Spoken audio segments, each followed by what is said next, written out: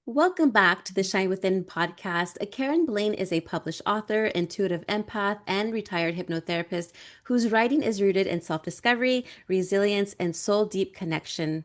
With a background in conversational hypnotherapy and a lifelong passion for creative expression, Karen has authored several transformative books that guide readers towards self love, personal power, and authentic living. Through her stories, reflections, and grounded spiritual wisdom, she helps others remember that they are never truly alone and that their journey is both meaningful and worth embracing. Yes, because we are worth it, right, Karen? We are worth Right. We it. are. We are so worth it. We all have to know that, right? Yes, and it starts with believing in ourselves And too. feeling it And deep. feeling it. Yes. Yeah. I talk a lot about self love. I don't know if I mentioned this to you before we hit record, but self love is something that I had to learn because I don't think I ever loved myself. Yeah. It happens to almost all of us. We Yeah. really, it's hard to believe. Most people think, oh, I loved myself, but let's go down deeper and deeper. And if you're highly sensitive too, which I am, and you probably are, I think you are if you're an empath. Yeah. So it really hurts if someone makes one critical comment. So then you embrace that, and it little by little it builds that stones to a wall of your self-love. Yes. So it can even if you think you have self-love, it can hurt that feeling. And you need to be aware of and process that to get to the resilient part and then break it down, processing it and being okay. Yeah, it's so important. And being okay. Yes. I've learned the key to happiness is experiencing everything, even the bad, and being okay with it. And being, you know what? Yes, I'm okay for these experiences because it's part of our journey here on earth where we get to experience and experiment and yeah, experience everything that we absolutely. want. So, yes, I've been Yes, using the word experiment a lot lately. I noticed my husband I'll tell you a story just before we get into what I sure. was going to be asking you today. So he never loved sushi before. He's Indian actually. So he just Ah, knew Indian nice. food. And I had to learn how to cook Indian food when we got married in 2020, and, which is cool because I never liked cooking. Now I love cooking. So he actually helped me cook. But the funny thing is that he loved this sashimi, this tuna, and he had bought it from the Japanese store. He went to Japantown and picked it up. And then he said, "You know what? I want you to create some like type of bruschetta tuna thing." I'm like, "Oh, you're asking the wrong person because I've never made it before." I said, "But you know what? I'm going to go ahead and do an experiment and see what I can create." And so I did. And he's like, "Oh my gosh, this is the best tasting thing I've ever had in my life." And it was just sourdough bread. And that this may sound weird, but it actually tasted good. And then it's an artichoke spread and on top of that with melted provolone cheese. And then I Wow. went ahead and put that was that tuna, like raw tuna that he Like wanted the on there. Yeah, you like know, ahi tuna kind of. Yeah. tartar, yeah, yeah. Yeah, like a tartar. And then I went and put slice some avocado and then I put a little bit of that tobiko, which is like that fish roe on there. And he ate it like a handheld and he said it was the best thing ever. And he took a picture Pass of it it. over right So through this. I know. So anyway, so I'm using experiment a lot, and so I like to experiment with a lot of things because you never know. You may get creative, and I I know we're love going to. Indian food myself. I do. I Yeah, do. I have it a lot. so Yeah. good. Yeah, and so yeah, he's from South India, so it's very spicy. Yeah, So and and I I like love spicy. me too. Same here. Oh my goodness. Well, let me go ahead and start by asking you if you could just go ahead and take us back to the beginning of your journey and what inspired you to become a writer and how did your background in hypnotherapy shape the way you express yourself today?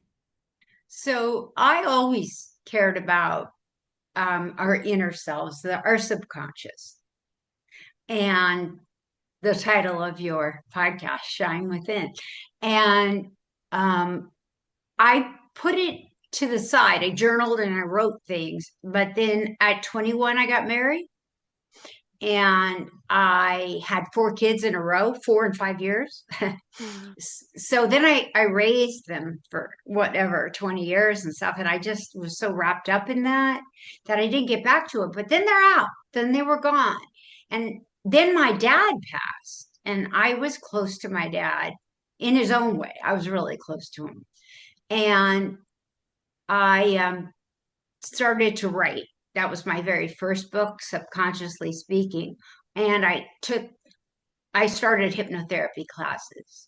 And I realized that I liked conversational hypnotherapy, which is very different than regular hypnotherapy because the person is awake, just in a deeper state of the subconscious, so that they know what's going on and you can really put in what they want. They tell you first how the suggestions of what they are dealing with, and you can then they don't talk, but you can then go through it as you will to give them the power to take it from there after, and then you pull them out. It's a 10-minute session actually, and then we talk afterwards. So that was then. I don't do it anymore, but at that time I did that. But let me go back to so then.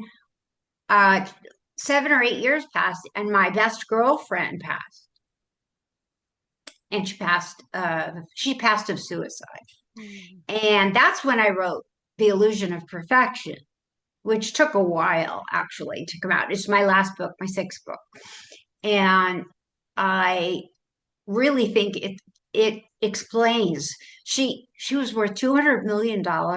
She was beautiful and she was intelligent, and you would think, and she was bubbly and extroverted, and I never would have thought she would do that. And so once that happened, I started to research it and research it. And then, of course, I started to write because writing is my main medium to get out these thoughts. So, and then I wrote, that book. So, Well, my condolences for your losses.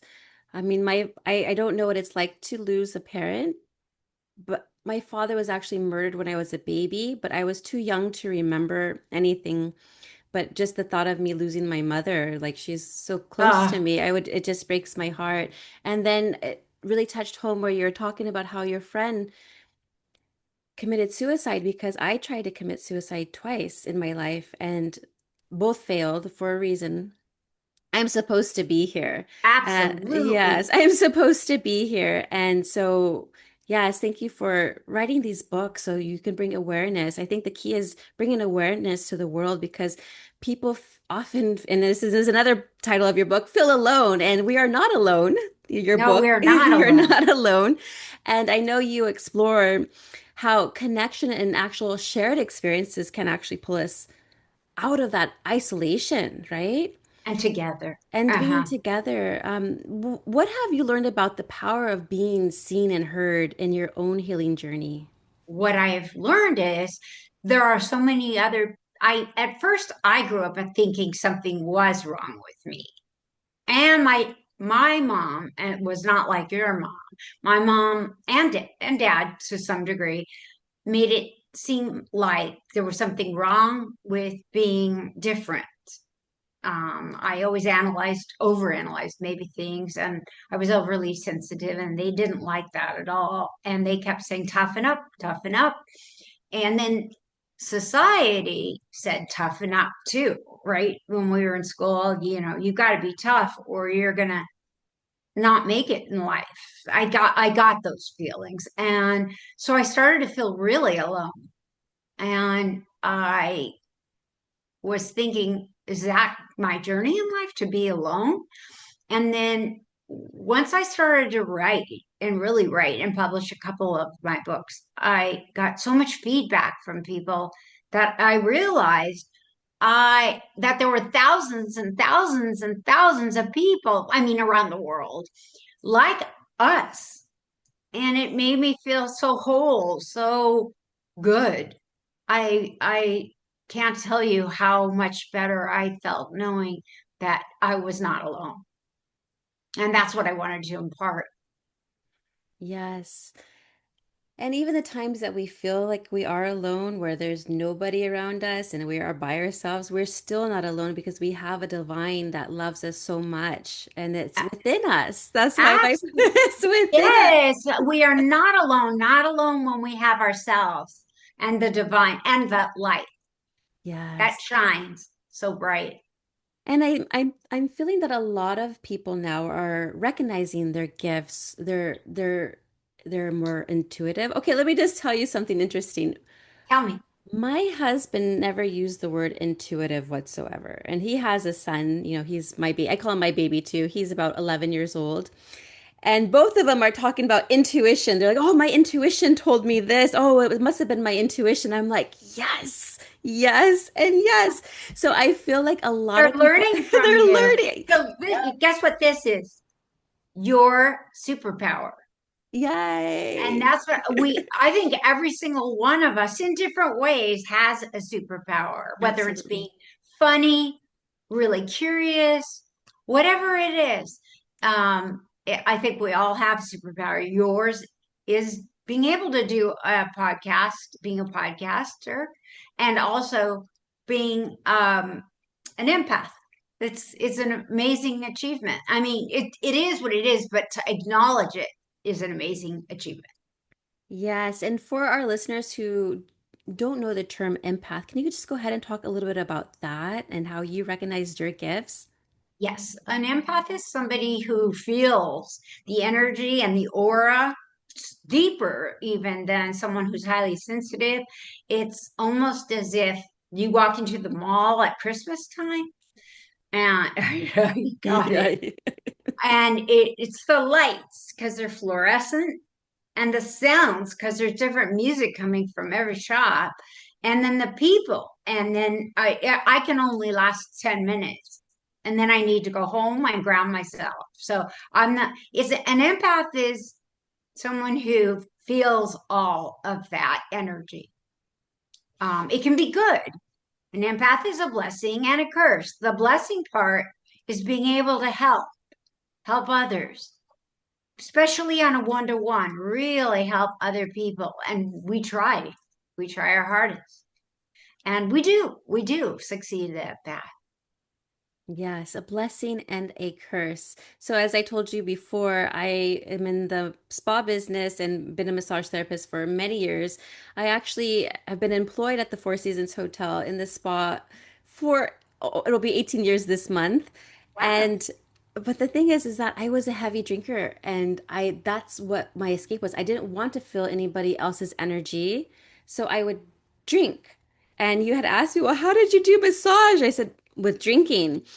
And then I learned that after I got sober, I Mhm. don't have to drink. I can totally ground myself before and after the treatment.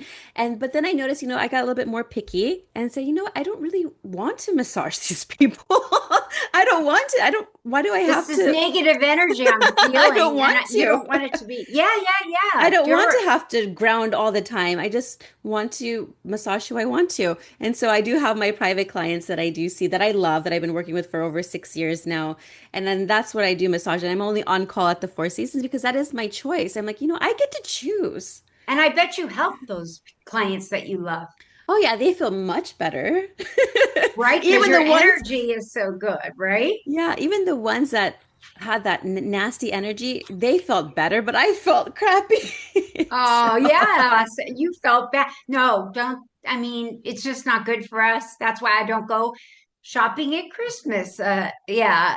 So, yeah, I hear you. So shopping, you talk about the fluorescent light. I thought it was just me because I get sick in Target because the lights there are just so, I mean, right. they're fluorescent and strong and then the people. So what I have done lately is because this is the level that I feel like I'm at now, is Mhm. I can literally change the crowd inside the store. And I went That's to so great. it's amazing that I can literally change my reality. And I'll tell you another story. I'm a big storyteller. I love telling Good. I love stories. your stories. My stepson and I were at going to Target, and I already knew the parking lot was full, that it was just going to be busy. As soon as we got there, it was busy, and I'm like, you know what? I'm just going to visualize in my mind that the store is not busy, that we're going to go and do our thing and we're going to get out of there. But the more we're walking inside the store, less and less people, even at the in the front where it was busy in the beginning, like three people. I'm like, where did everyone go? Oh, that is so funny. So Yeah, yeah, this is the level that I'm at now, and it's that so is a great, fun. it's so good. You've I've grown grown. through this whole process.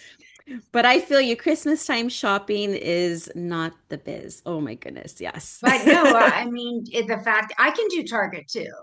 Yeah.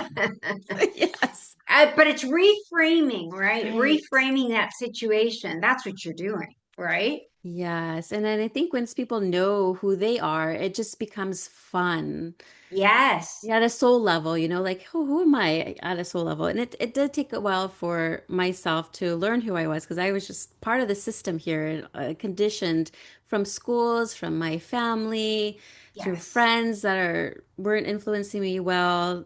Choices. Right, Yes. places. Yeah, people, places, things. Yeah. TV, media, oh, Oh, yeah. news. Oh, I had to turn that off. And because we get to choose what we want to We entertain in our mind. do. We get to choose. Absolutely. No news is No good news. news is good news. Yes, yes. Um, in your opinion, how can we actually begin to identify what truly makes us who we are? And why do you think it's so important for transformation? Well, I think that if you're an introvert, be proud of it. I mean, know that there's nothing wrong with that. Know that if as long as you have self-love, then it's a gratitude. You can have gratitude for it. And then you can sit there and you can, for a while, you could sit, say in your room or wherever you feel comfortable. And you could do the basics, which is affirmations and, yoga meditations or mindfulness and even affirmations. So those are the basics. But more and more as you do those as an introvert, it helps you to find your own special gifts. As an extrovert, you already feel pretty comfortable with the crowd and you can just work on finding that level of person inside. My husband is an extrovert and I have worked really hard on getting him to see his inner sensitivity because we all have it. And finally, I mean, he got it.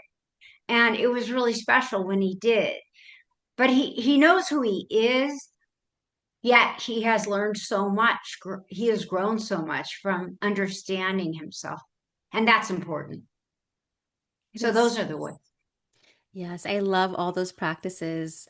Being out in nature, Yes. being mindful. Mindful practices in nature is Oh, absolutely so much fun because you get to pay attention to the leaves blowing from the trees. You get to hear nature, the different animals, the birds, oh, yeah. and it's just quiet. It's nice and Yeah. quiet when you reach the summit, when you're up on Yeah, that hill. it is. I Yeah. love, you remind me, I need to go back hiking again. I mean, I won't do it right now.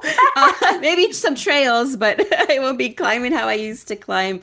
We have this Well, beautiful, so I live in San Jose, California, and I'm from Fremont, California, which is only about a half hour north from San Jose. But there's this beautiful mountain called Mission Peak, and yes. everyone goes to Mission Peak, but I go what's called the horse trail, which is the hard trail, and not Wow. many people are there. So that I'm like, that's the one I want to go do because I don't like to be around crowds, And And so a little bit of a challenge, right? and oh, a big challenge. Yeah, that one's very difficult for me, but I like to push through, and I'll take my breaks. I listen to my body and say, okay, my breaks, but just to be on the very top. And I remember I've been there multiple times, and one of the times I had taken my husband, I don't know what I was thinking, Karen. It was like 102 or 3 degrees outside. I'm like, let's Wow. go during sunset, thinking it's going to be a little bit cooler. It wasn't. Were you pregnant? No, no, this was maybe a couple years back. Oh my goodness, that would be a big challenge. I think I would probably make it only a quarter way and then come back down.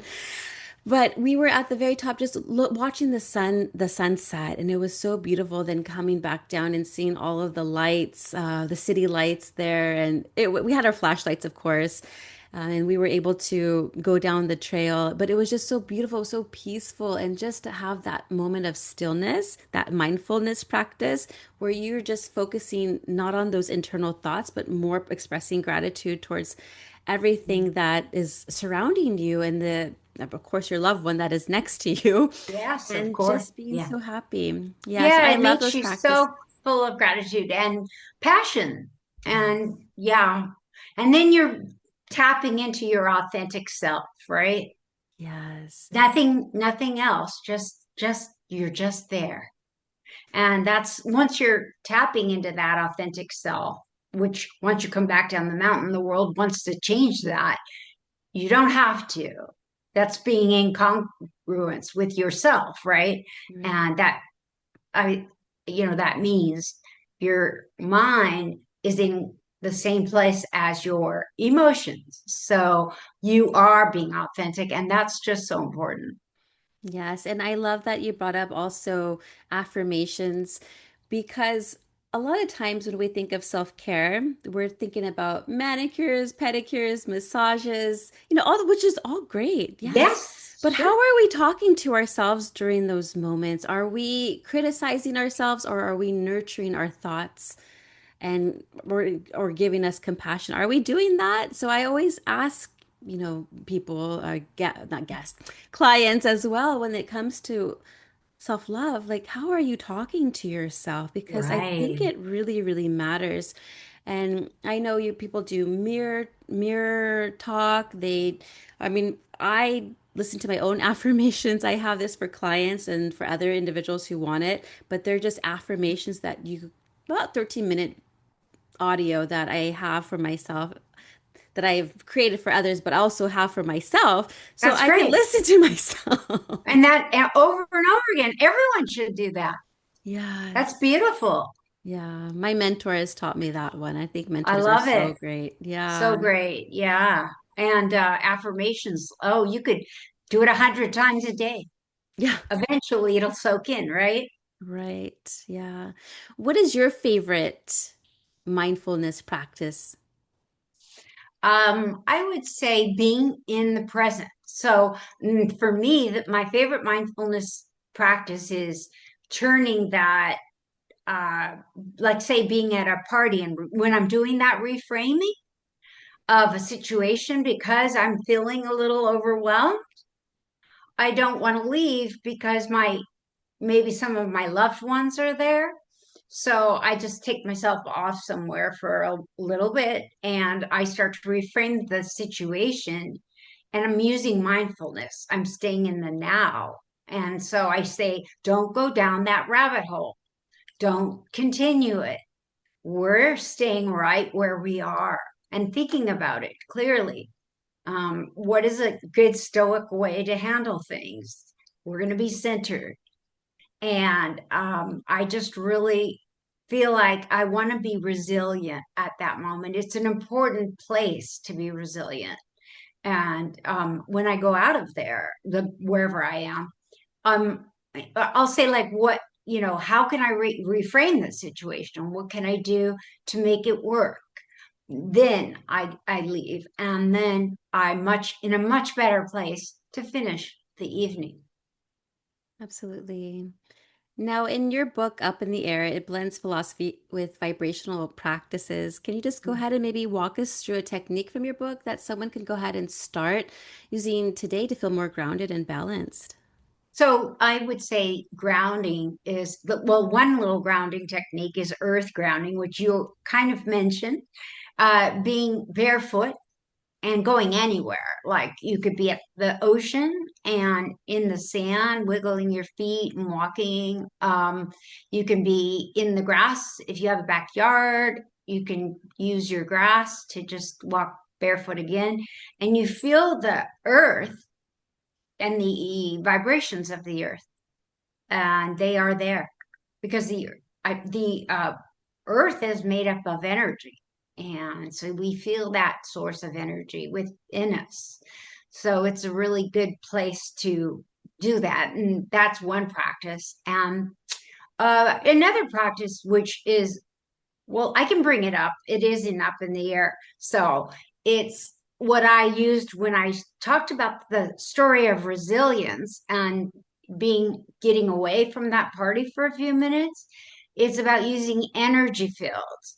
So say I'm feeling that too much and maybe some negative energy from people who are dishing it out, right? I'm feeling that way. So I'll put a little invisible energy shield around me so that I don't feel their energy field. And then when I walk out, I'm okay too because I've placed it in a little bit of a different space. And that's part of what that book is about. That is so neat. Yes, I tend to do that in my vehicle. Another reason why I decided just to be on call is because I was working there. It was only 1 day a week, but let me tell you, because they changed the hours after COVID, like I used to work from 3 p.m. to 9 p.m. doing massage, so Wow. I would never hit traffic. From my house to where I work, it is maybe about 25 minutes normally. 2 hours, Karen, to get home Ooh, after they changed their hours from being open from 10 to 6 p.m.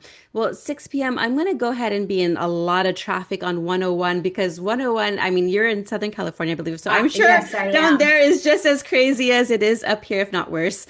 And Yes. so it's nuts. And so I was like, I want to so I say, I'm putting a bubble around my car because I don't want to feel anybody else's Smart. You've already done that. negative Yay. energy because I can feel what everybody is going through in traffic. I am like, they just got it, or he just got a divorce. He's drunk.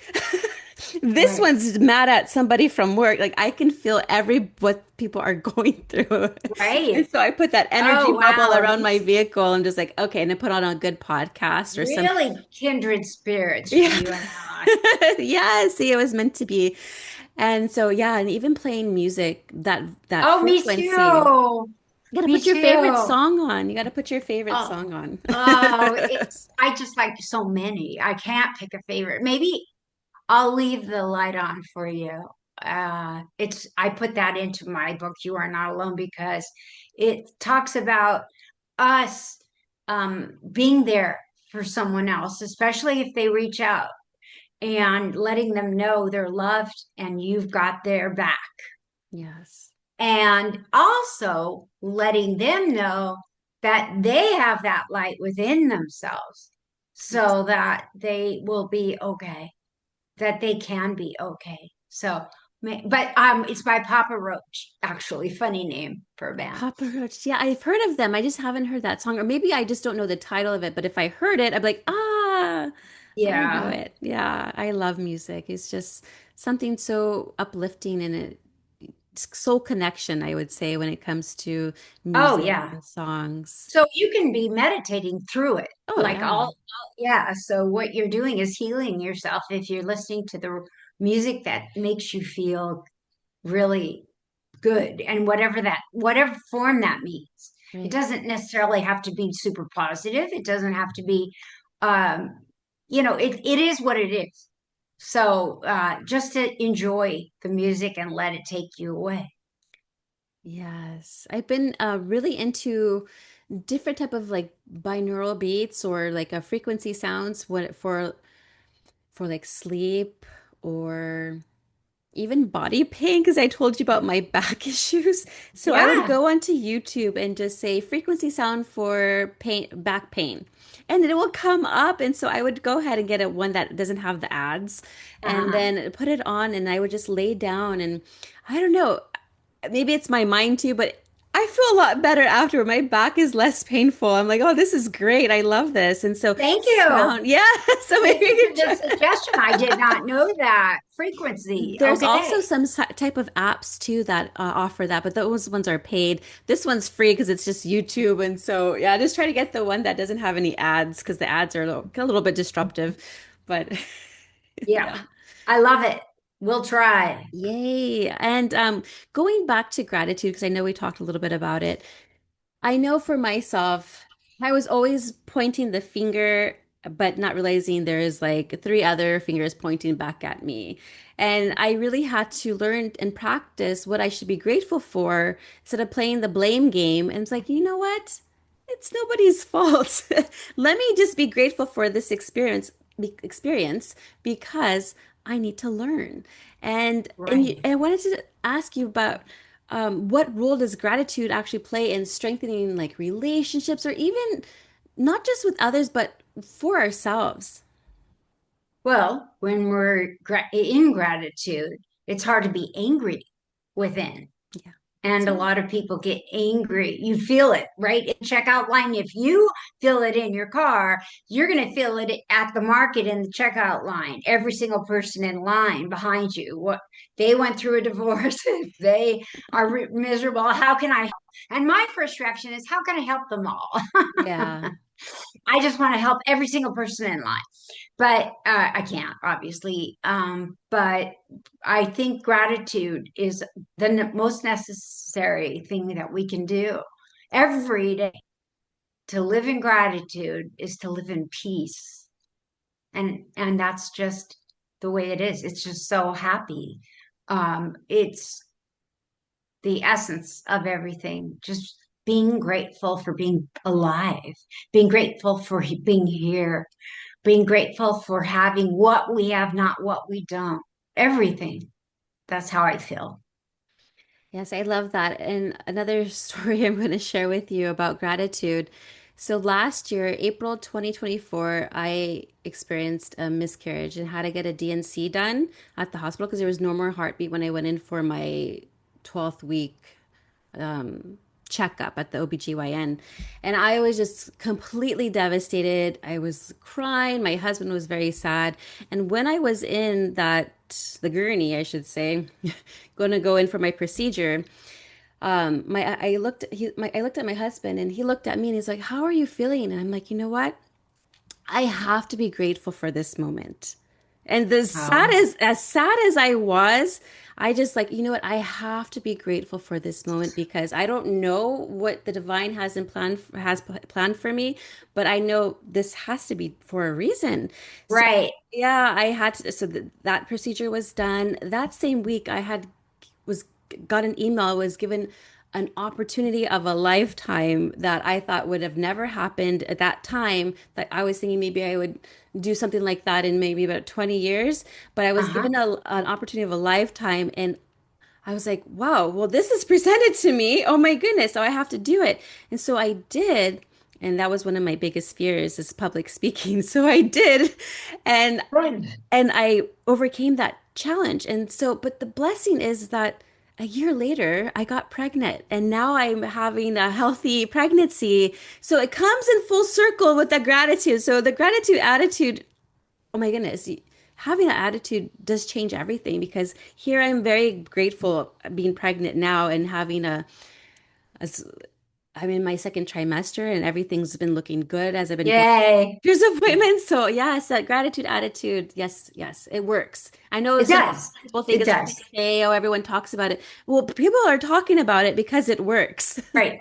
Absolutely. Yes. Absolutely. So, But I just um, share this, the story. It's no, one of my I good like that. stories. That's a beautiful story. And the fact that you were able to be grateful while you were, just having that kind of a loss. Imagine that. How evolved you were. And you realize that I believe in destiny versus free will, pretty much. That's my first book, Who Are You? But I do believe more in destiny. They're both maybe 80-20. So but I think our lives are our paths are guided to some degree. And so you were able to go to gratitude right away and say, let me know, I'm grateful for everything that happens, and there's going to be a reason, and it will present itself. Right. Yes, and shifting a little bit and talking a little bit about how we don't feel good enough. I know when I was young, I felt unworthy. I felt not good enough. Oh, that person's better than me. So many of us, especially women, struggle with this feeling of not good enough. Right. In your view, where do those feelings actually come from? And how can we all like start shifting that narrative and start feeling like, you know what? I am more than good enough. I am more than good enough. And that is doing all those exercises really to get there. The ones that aren't too deep, but doing them all the time, right? That we talked about. The affirmations, mindfulness eating, if you're at, mindfulness talking, mindfulness, what we're doing right now, just staying there. And then also, doing some meditation to music. It can be anything. So that those are smaller things, but you talked about reframing, very important. That's a deeper thing to reframe a situation. So that would be another way.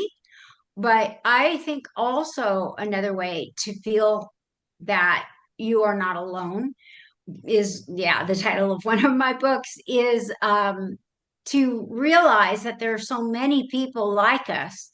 Um, a lot of them have had traumas, early childhood trauma, but that doesn't mean, like you said, it defines us for the rest of our lives, that the choices we make in the future have to be bad for us. And so, what we can do is choose, especially if we understand how we're feeling and how that we're not alone and it's okay and we are good enough over and over again. You are amazing. You say that to yourself in your affirmations. You are beautiful. You are just so perfect just as you are.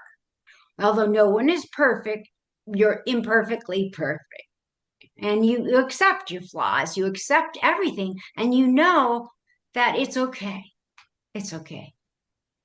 It is okay, yes. And now you've lived a beautiful life, a creative, like, full of like creativity, expression, and of course, deep spiritual work. And of course, raising your beautiful family of four. I love that. Yeah, I'm the baby of four, and now my family's extended to four children now. So, Nice. Love that. yeah, what advice would you go ahead and give to women who feel like it's too late, they'd say, to reconnect to their creativity side or start a new chapter in their life? Oh, and it's never too late. Never too late. Yeah. All they have to do is reach inside to their gut intuition. We all have that, all of us. And when we listen to it and we're not being drowned out by other noise, but we listen to the intuition within all of us. And you can be an extrovert, you can be an introvert, right? And you can listen to that gut intuition.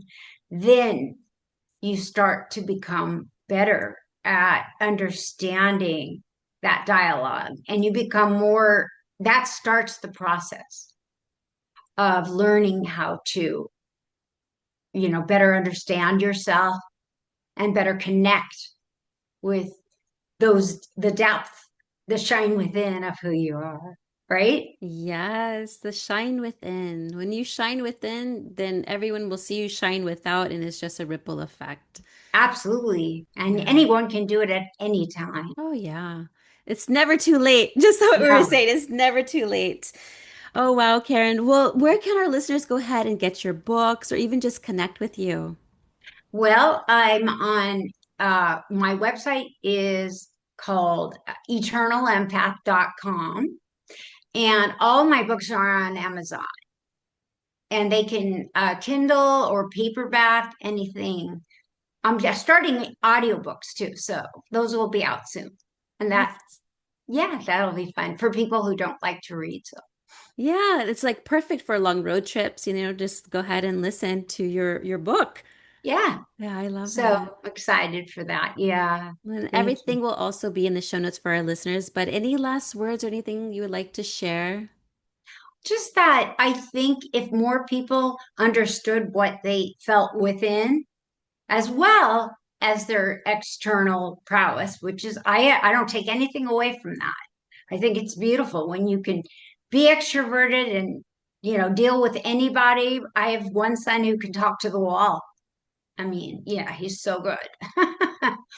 And but I've always said to him to try to just make sure that he reaches into his intuition and his inner self, and he'll go, "Yeah, yeah, mom." I'll be like, "No, I mean it. I really want you to." And he has, and it's helped him a lot. He's kind of balanced now, and so that's what we want. If that's my last thing is just to have some sense of balance. Beautiful. Well, thank you so much for being on my show. I actually feel better since I've spoken to you. Oh, I'm so glad. So So glad. thank Me too. you. Me So thank too. you. Yes, and I just cannot wait for this podcast to come out. It's gonna change the world. Oh, yes, it will. One listener at a time. That's right. Well, thank you so much. Thank you.